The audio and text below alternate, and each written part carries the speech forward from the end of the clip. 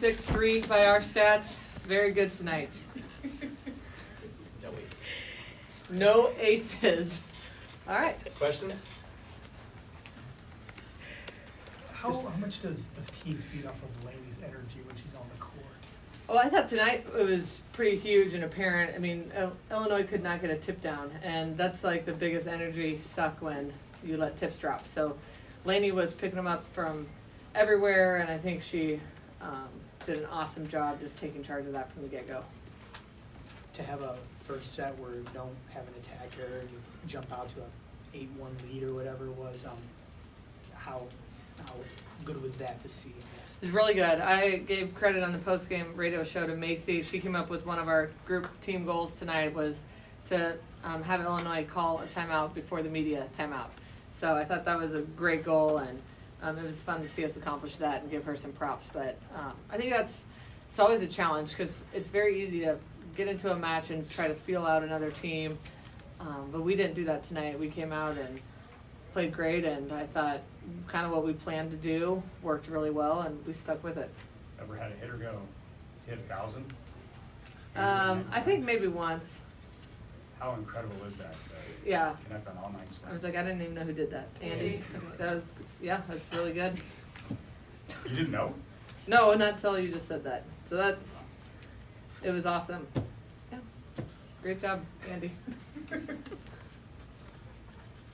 Okay, this is kind of an interesting part of the season. It's, you're not quite to the postseason yet. Maybe not the biggest matches you're going to play all season, but how have you kind of worked to keep the team mentally engaged right now? I don't really feel like that myself or the staff's done anything different or anything that, new. The team's taking care of business, and they're the ones that come and focus every day, and I think our leadership's been good, and I think they continue to be hungry. I also think the depth of this team helps. Like I've said all year, it helps when you're in practice. Practices are really tough, and even in November, you saw tonight, like the positions are still pretty thin of, the changes we could make. So you got to work hard every day, or somebody else can get it done. And I also feel like our team knows it's just a matter of time before we really get pushed, and they're trying to the best they can to stay ahead of that. How significant is that passing number to hitting 480? I think it's pretty significant. I thought we passed really well. We had scouted Illinois to be a pretty good serving team, and so to come out, pass great, and then have that translate to such a big number, especially in that set one, was pretty huge for us. Done a few times now, but what does it say about the team? You subbed a bunch, tried a bunch of different things, and there was no let up, and again, you hit a season high. Says a lot about this team and that they're all ready to go, and they trust each other, and they understand, why we're doing it, and it could, be something we have to use in December. But we talked about it as a staff between games 2 and 3, like, are we crazy? It's November to completely switch outsides, but we do it every day in practice, so it felt like, okay, let's go for it.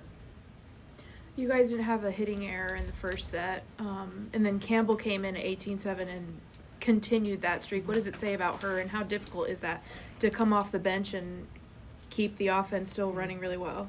I think as a setter, it's super difficult, and you're not warm, you're not out there in the flow, and for her to come in and continue that percentage, just hats off to like mentally staying ready. Also, like if she can do that repeatedly, it's just going to make her stronger when she's a starting setter, and understand what it takes to get out of ruts, and it's just like flexing her, mental muscle, for lack of a better term. Lainey finished with 20 digs. Is that a product of her floor coverage, or was Illinois, their offense was kind of... No, I kind of, she just picking up tips, and I think that was definitely her floor coverage, and probably some tips that were other players, but, our liberos have green light to get as much as they possibly can, so she took that to heart tonight.